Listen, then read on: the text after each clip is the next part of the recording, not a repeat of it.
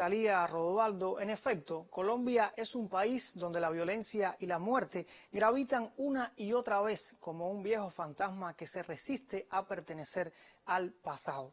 Esta semana comenzó el juicio disciplinario a los autores de un suceso que ha conmovido a ese país: la violación a manos de 7 soldados del ejército de una niña indígena de 12 años. Los uniformados reconocieron su autoría y el mando del ejército informó que se investigan además a otros 118 efectivos por casos de presuntos abusos sexuales. Sin embargo, las declaraciones pretenden hacer ver que los militares implicados son solo la papa podrida. Y no, esto se suma a una cadena de escándalos que sacuden a una de las fuerzas armadas más grandes de América Latina. Estamos hablando de ventas de armas a grupos criminales, soborno, negocios de altos generales con narcotraficantes, espionaje ilegal.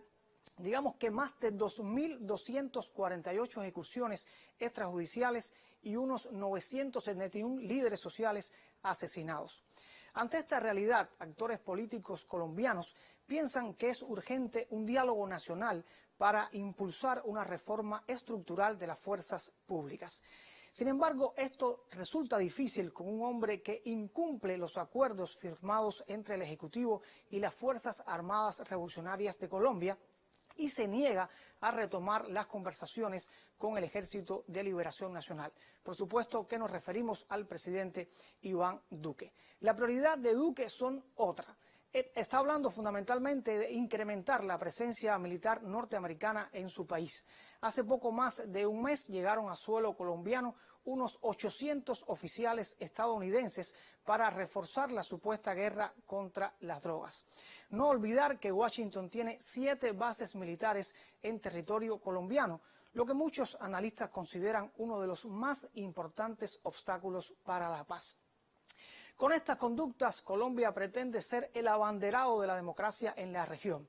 Aupa a la oposición venezolana para derrocar al gobierno legítimo de Nicolás Maduro, quien ha denunciado incluso la organización en el vecino país de planes de magnicidio contra su persona. Y hace solo unos días el ejecutivo de Duque permitió la ocurrencia de hechos violentos en el consulado venezolano en Bogotá, dejándolo prácticamente desprotegido. El actual gobierno colombiano también favoreció la inclusión de Cuba en la lista unilateral de Washington sobre países que supuestamente no contribuyen plenamente en la lucha contra el terrorismo y, recordemos, se abstuvo de votar en Naciones Unidas la resolución que pide el fin del bloqueo estadounidense y ni una sola palabra del papel que jugó y juega la isla como garante del proceso de paz colombiano, reconocido por voces de diversas tendencias políticas en el mundo. Con todo esto, el fin de la violencia en Colombia parece distante. Llegará solo con un gobierno que renuncie al papel de ahijado entusiasta de los Estados Unidos, escuche los reclamos de toda la sociedad y emprenda transformaciones profundas, entre ellas una política exterior independiente y ajustada a los principios internacionales.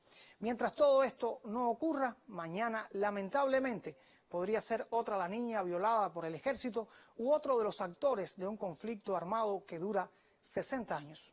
Buenas noches. Gracias, alguien Fernando.